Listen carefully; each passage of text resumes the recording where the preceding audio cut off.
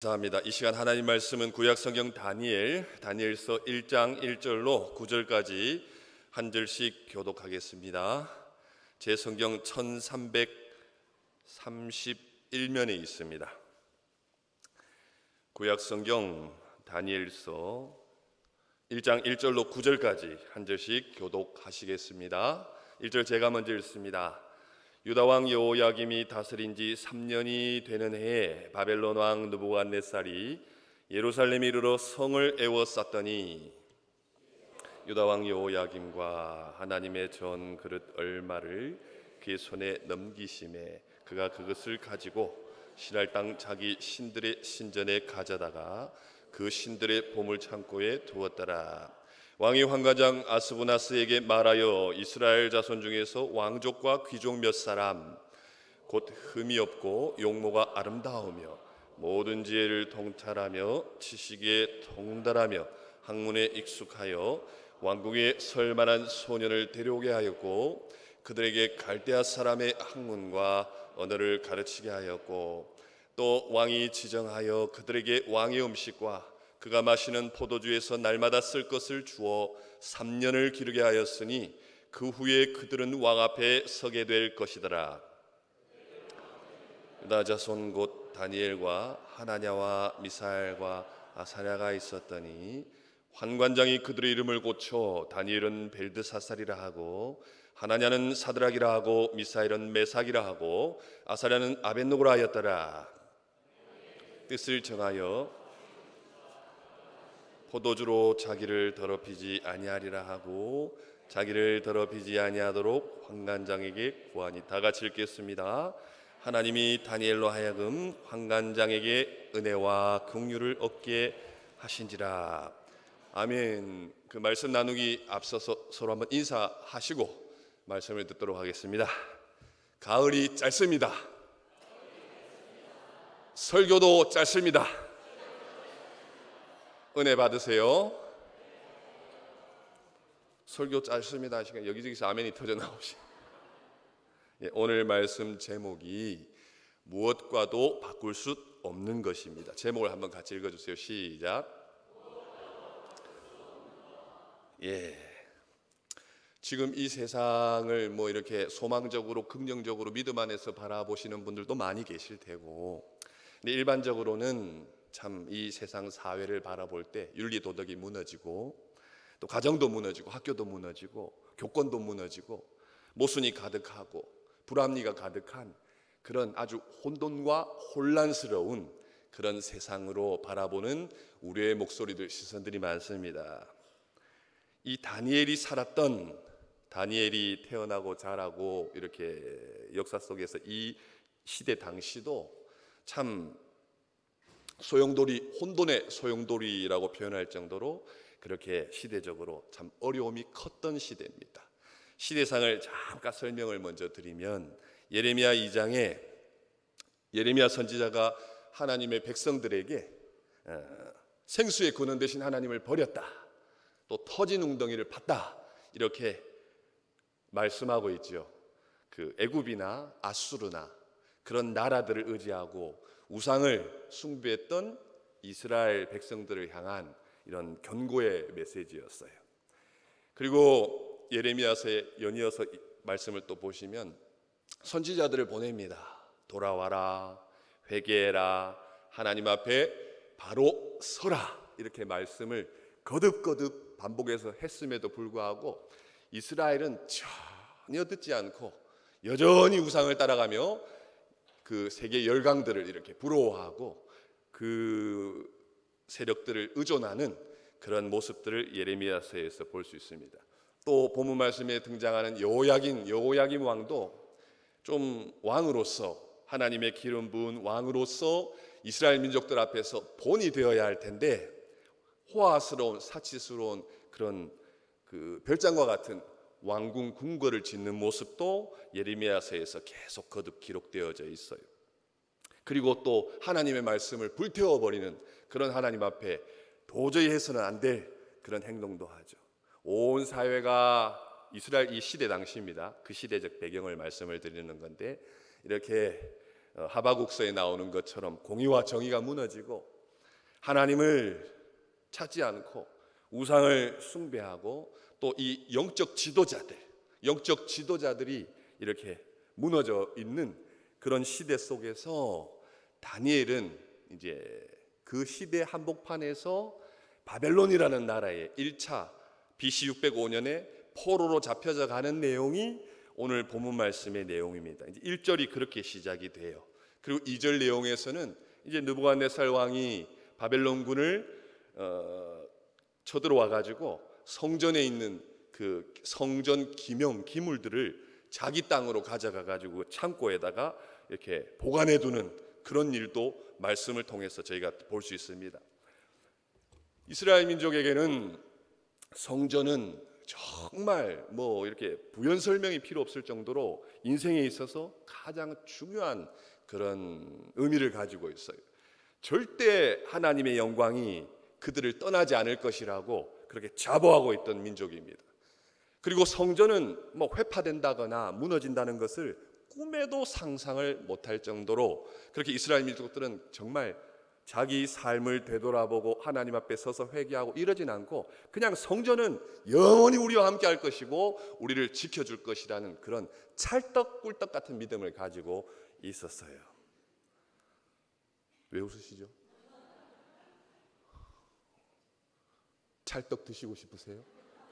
예, 그런 이스라엘 민족의 일상 속에 느부갓네살 왕이 침공해 와가지고 성전을 회파했어요. 삶이 무너지는 거예요. 하나님의 영광이 떠났다는 그런 경고의 메시지를 이렇게 피부 속으로 삶 속에서 직접 겪게 되는 거예요. 그렇게 이제 포로로 붙잡혀가는 그런 참혹한 그런 일들이 선지자들의 예언 속에서 삶 속에서 이렇게 실제로 일어난 겁니다. 그 가운데에서 이제 3절 4절로 이어가는 거예요. 그 환관장 아스부나스에게 이제 왕이 이야기를 합니다. 이스라엘 자손 중에서 왕족 귀족 몇 사람을 뽑아라. 이제 4절에 곧 흠이 없고 용모가 아름다우며 모든 지혜를 통찰하여 지식에 통달하며 학문에 익숙하여 왕궁에 설만한 소년을 데려오게 하였고 그들에게 갈대아 사람의 학문과 언어를 가르치게 하였고. 이 안에 이제 다니엘이 있었던 거예요. 왕족 귀족 몇 사람을 뽑아가지고 그 바벨론에서 관리로 등용하겠다는 그런 포용 정책을 이 느부갓네살 왕이 이렇게 하고 있는 그런 장면의 내용입니다.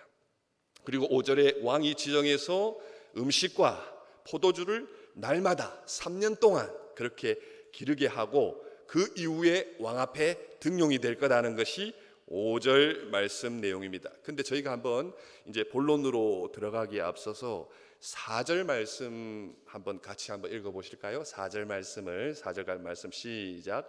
곧 흠이 없고 용모가 아름다우며 모든 지혜를 통찰하며 지식에 통달하며 학문에 익숙하여 왕궁에 설만한 소년을 데려오게 하였고 그들에게 갈대아 사람의 학문과 언어를 가르치게 하였고. 아멘. 여기 제일 먼저 왕족 귀족을 뽑아서 등용을 하려고 하는데 조건이 흠이 없다라는 내용이 나와요. 다니엘이 흠이 없는 사람이에요.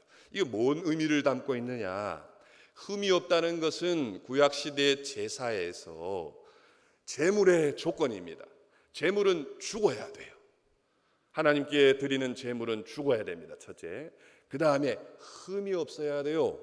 이 다니엘이 이 흠이 없다는 첫 조건의 말씀처럼 하나님 앞에 신실한, 정결한, 거룩한 그런 소년이었다는 거예요. 이 다니엘과 또 세 친구도 또 아래 이제 등장을 하는데 흠이 없는 다니엘을 느부갓네살 왕이 아스부나스를 통해 가지고 이렇게 등용하려는 그런 내용입니다.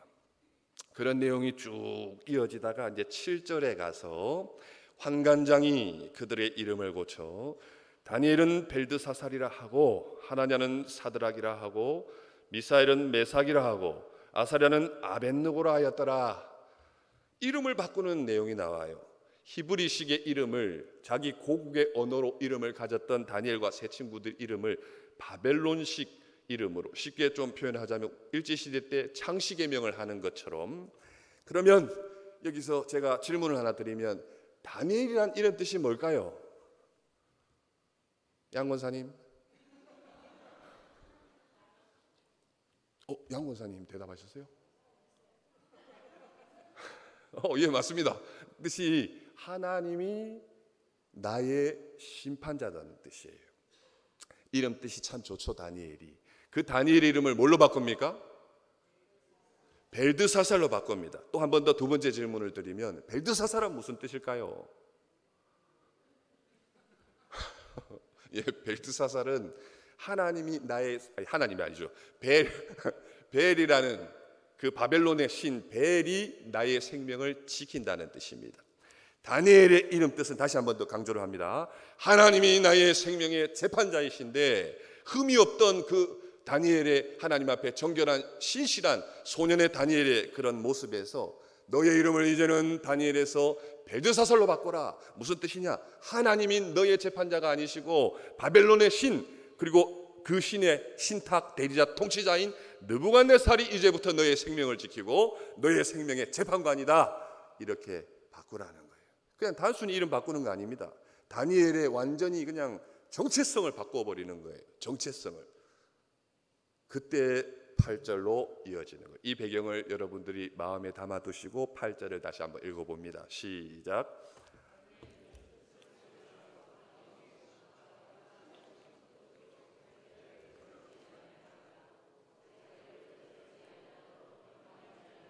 구하니 아멘.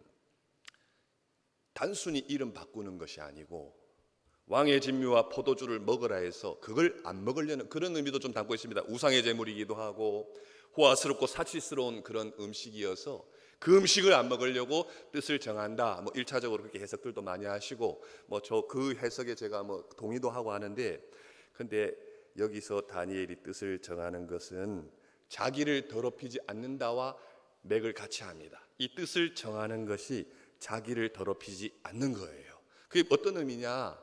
이름을 바꾼다는 것은, 그리고 왕의 음식을 먹는다는 것은 이 당시에 왕의 사람으로 인정을 받는다는 거예요. 왕이 주는 음식을 먹는다는 것은, 이것을 다시 좀 더 설명을 하면 하나님 앞에 신실했던 다니엘, 너 하나님 앞에 흠이 없었던 그런 종교인 신앙인이었던 다니엘, 너가 이제는 그것을 버리고 나 이 전 세계의 통치자 느부갓네살인 나를 추앙하고 숭배하는 벨드사살이라는 이름으로 들어와라. 새롭게 그냥 하나님과의 언약 관계를 깨고 그걸 깨뜨리고 나와 느부갓네살인 나와 새로운 언약 관계를 맺고 이제부터 그 하나님은 저 멀리 그냥 버려버리고 나와 함께 가자. 그래서 나와 함께 상에서 음식도 먹고 내가 주는 음식도 너가 먹어라 하는 그런 의미를 가지고 있었어요.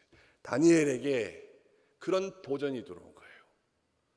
그냥 조기 유학을 가가지고 열심히 그곳에서 바벨론의 학문과 언어를 배워가지고 왕의 눈에 또 들어가지고 총리가 되고 그리고 행복한 삶을 살았더라. 그것을 다니엘서가 이야기하는 것이 아닙니다. 다니엘에게는 이 시험은, 이 도전은 생명을 내거는 시험과 도전입니다. 왕의 진미, 왕의 포도주를 거절한다는 것은 생명을 내어놓아야 돼요. 요즘 이제 연인이라는 드라마를 잠깐 봤습니다. 오해는 말아주시고 여러분들, 제가 드라마를 즐겨보는 사람은 아닙니다. 그냥 잠깐 보니까 거기에 병자호란이 나와요. 인조가 나옵니다. 인조왕이 남한산성으로 피난길을 가요. 영화로도 많이 만들어지죠. 남한산성 그 내용을 해가지고 조선시대 때 뭐 고려시대 때 할 것 없이 우리나라는 참 약소국이었기 때문에 나라에 힘이 없었기 때문에 많은 외세의 침입이 있었습니다. 특히 조선시대 때는 세 가지가 참 무서웠다고 그래요. 첫 번째는 오랑캐, 두 번째는 호랑이가 그렇게 무서웠대요. 그리고 전염병, 천연두 마마, 이 세 가지가 참 그랬다고 그러는데, 나라가 힘이 없으니까 왕이 그 오랑캐가 온 조선 땅을 유린하고 빼앗아가고 노예로 붙잡아가지고 그 드라마 보니까 노예로 붙잡혀가서 얼마나 비참한 생활을 아주 리얼하게 이렇게 드라마에서 그리고 있더라고요. 나라가 힘이 없어가지고 왕도 이렇게 척화파 주사파라 해가지고 그냥 청나라가 요구하는 대로 다 들어주고 우리는 그냥 항복하고 계속 이렇게 생명을 이어가자고 주장하는 파가 주사파고, 아니다, 그냥 죽으면 죽었지 끝까지 싸우자, 척화파는 그렇게 주장을 했다고 그래요. 그런데 왕은 그 오랑캐 청나라 왕 앞에 3번 무릎 꿇고 9번을 절을 했다고 해요. 우리나라 역사 속에서 가장 수치스러운 그런 역사의 한 단면이라고 그러는데, 그 드라마의 내용을 통해서 한번 생각을 한번 해봤어요. 아주 역사 속에서는 수치스럽고 온 나라가 그냥 수탈과 침략을 받았던 그 역사인데, 지금 남한산성 저기 경기도에 거기 남한산성 가보시면 완전히 화려한 음식점으로 그냥 즐비하고, 사람들은 그 역사를 아는지 모르는지 그냥 사치와 연락 속에서 흥청망청하는 모습을 볼 수가 있습니다. 교회 안에서도 한번 생각을 한번 해볼 수가 있어요.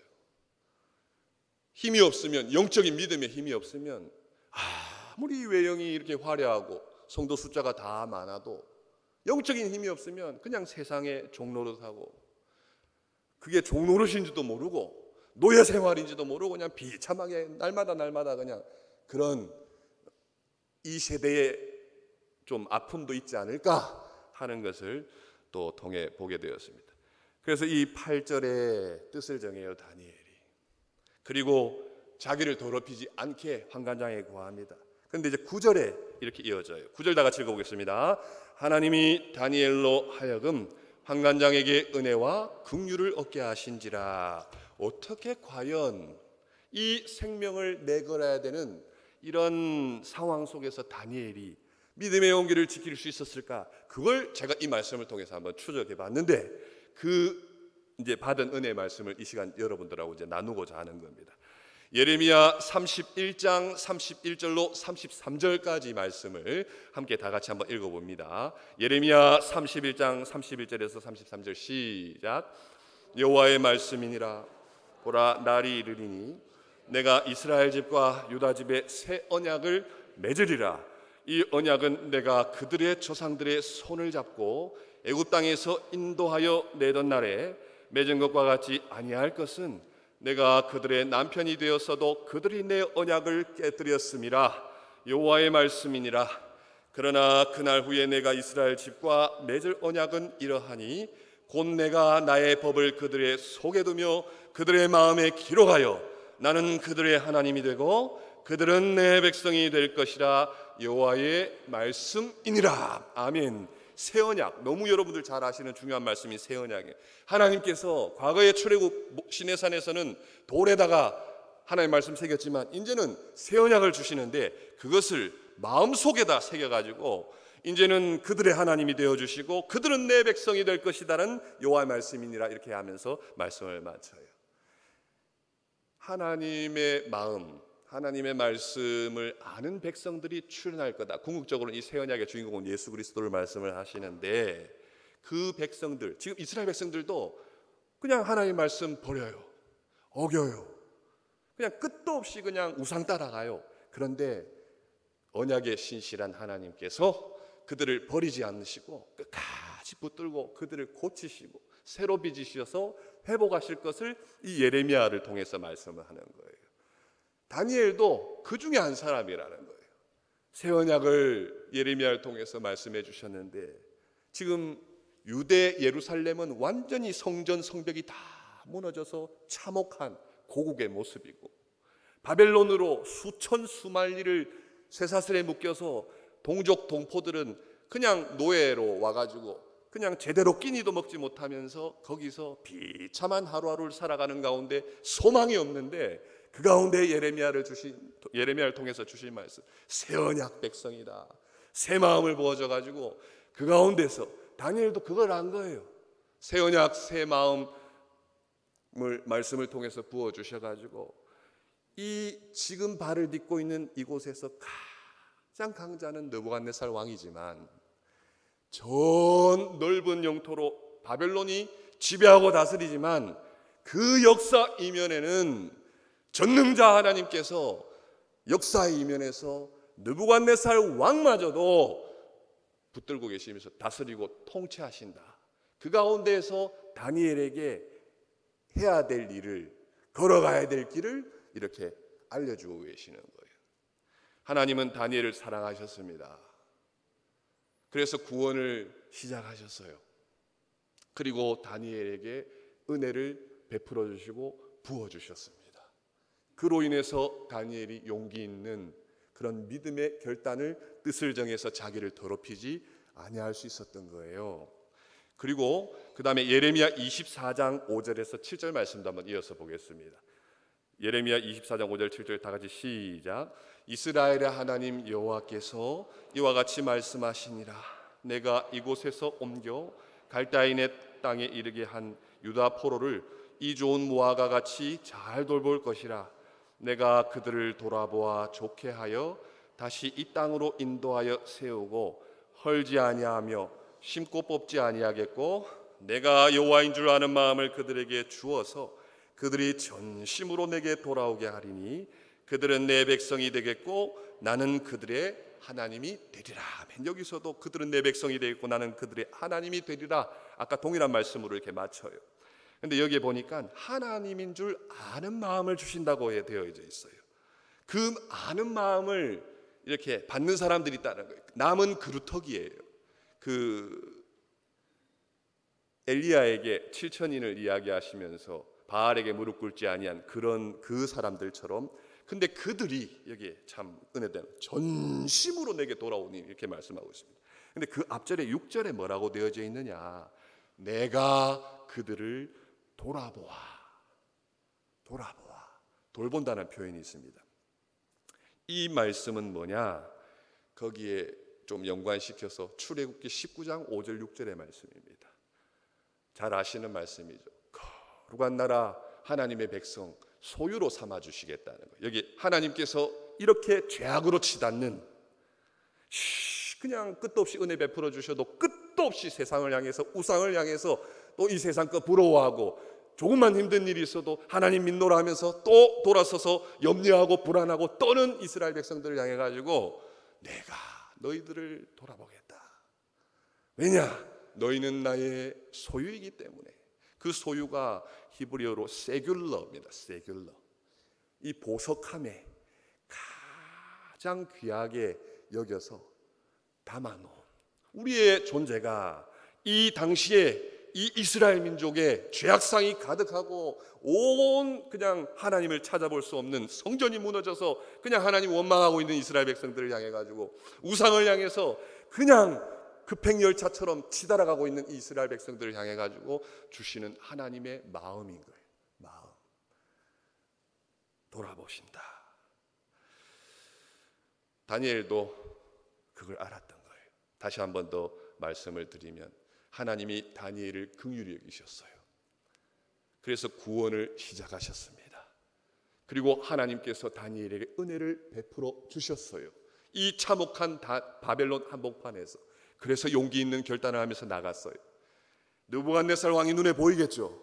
그 명령을 거역하면 생명을 걸어야 됩니다. 그러나 그 뒤에 더 크신 존재를 바라보고 있는 거예요. 이게 믿음의 눈인 거예요. 믿음의 시선인 거예요. 하나님이 나의 재판관이시다. 하나님이 이 온 역사의 통치자시다. 그 하나님이 나를 붙들고 계신다. 예레미야 선지자들을 통해 가지고 다시 회복되실 것을, 미래를, 예언의 말씀을 믿음으로 바라보고 있는 모습이 다니엘의 모습인 거예요.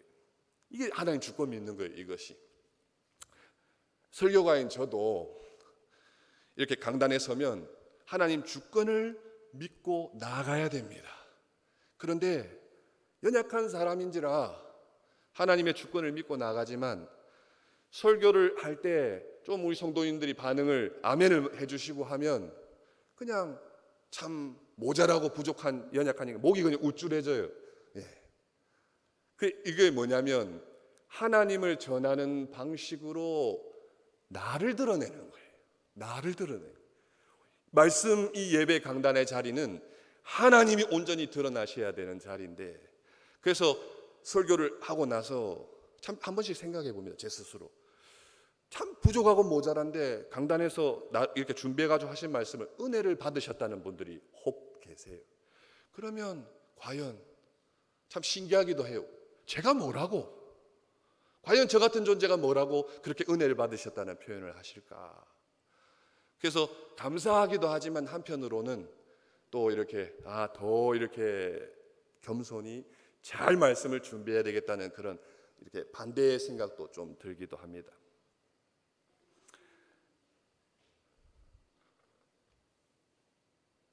여러분들 지금 졸리신가요?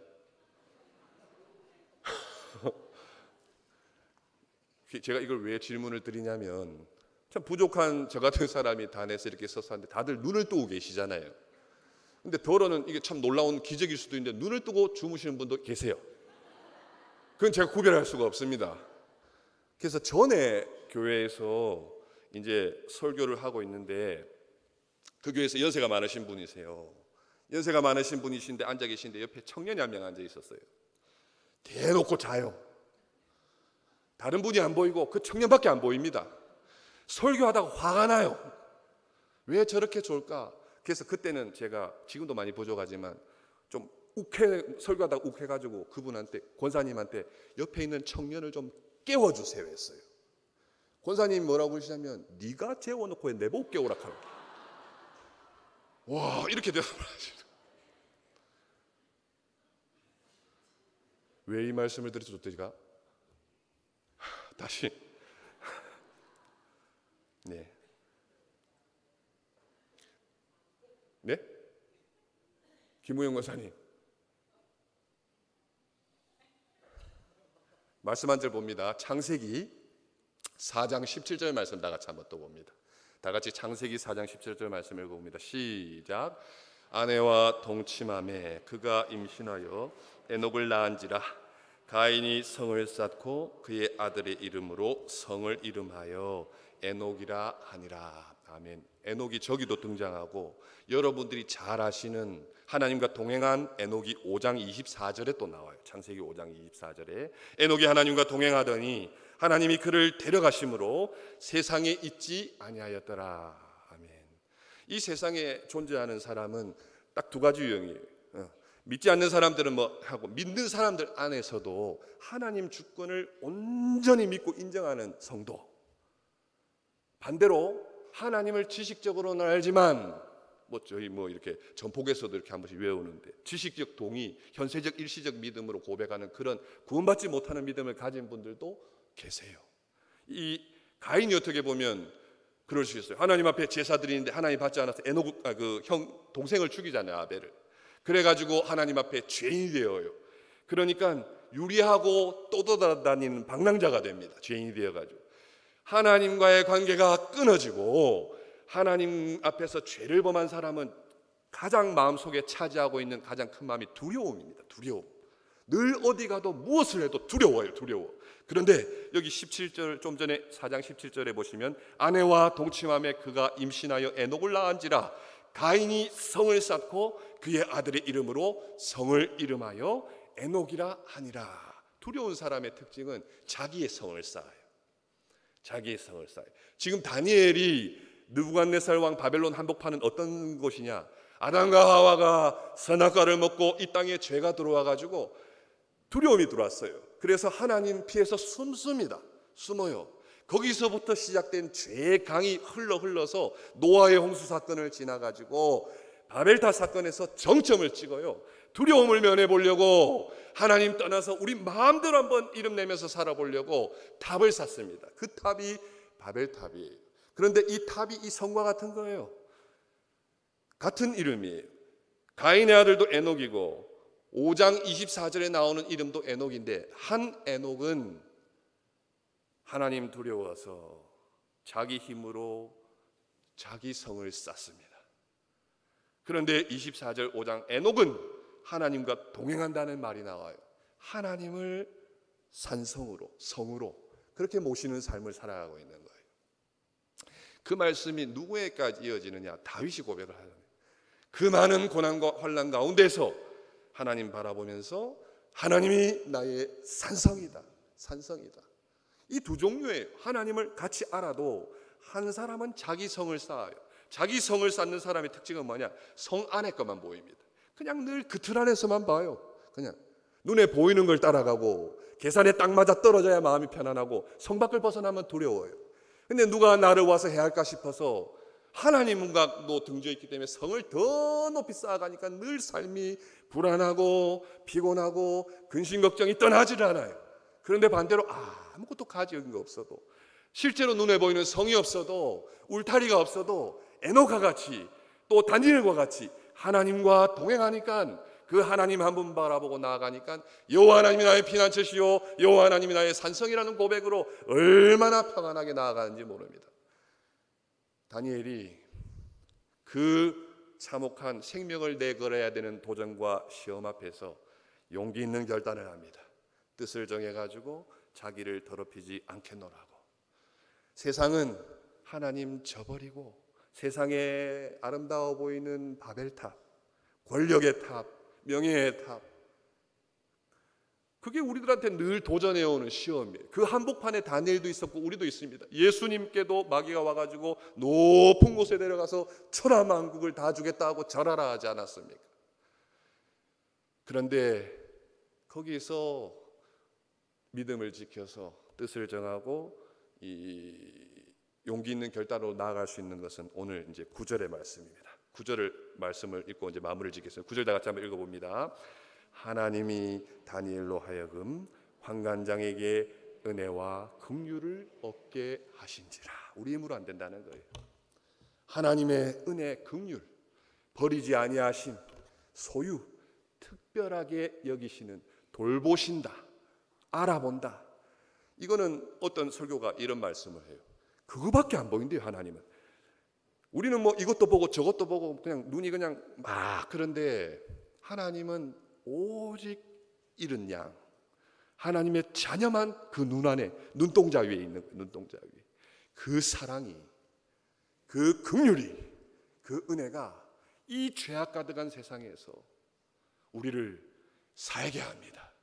우리를 새로운 그렇게 새 언약, 새 마음으로 이렇게 길로 나아가게 하신다는 거예요. 다니엘이 그걸 이야기하고 싶었던 거예요. 그걸 그때 이스라엘 민족들한테 이야기해서 함께 소망 중에 나아가고 싶었던 거예요. 오늘도 동일하게 이 세상을 살아가는 저와 여러분들이 이 세상을 보면 얼마나 사치하고 연락합니까? 이렇게 방탕합니까? 또 뭐 기독교 역사가 뭐 짧다면 짧고 길 수도 있겠지만 방방곡곡에 교회가 많이 세워지고 많은 성도들을 자랑하지만 지금 젊은 층들이 다 떠나가고 지금 종교 전체 비율도 계속 감소 추세라고 합니다. 무신론자들이 늘어나고 있어요. 교회 안팎으로 끊임없이 도전과 유혹과 위기의 화살들이 오고 있어요. 그 시대나 다니엘 시대나 우리의 시대는, 우리 시대가 더 심할 수 있죠. 주님이 오실 날이 가까워지면 더 어두워지고 세상은 더 흑암에 이렇게 사로잡혀져 가는데, 그래도 소망이 있는 것은 우리가 뭐 금식을 하고 번제로, 아니 그냥 죄를 뒤집어 쓰고 하나님 앞에 회개를 할 수는 없겠지만 여전히 그 하나님 말씀은 우리에게 들려오고, 그 말씀을 한번 다니엘처럼 뜻을 정해서 나를 더럽히지 않고 하나님의 은혜와 긍휼을 구하자고 나아가기만 하면 이 세상이 먹구름같이 꽉 뒤집혀 있어도 비행기 타보면 아시겠지만 그 구름을 뚫고 올라가면 그 위에 해가 환하게 떠 있는 것처럼 동일하게 하나님은 말씀하시고 다니엘 시대 때도 다니엘과 함께 하셔서 은혜를 베풀어 주셨던 것처럼 오늘도 의로운 해가 이 예배 시간에 떠올라서 저와 여러분들의 심령을 환하게 비춰주셔서 이 죄악 가득한 세상에서 나는 하나님의 소유고 거룩한 백성이고 가장 소중한 존재라는 그런 믿음의 마음을 가지시고 나아가시는 저와 여러분이 되시기를 주님의 이름으로 축원합니다.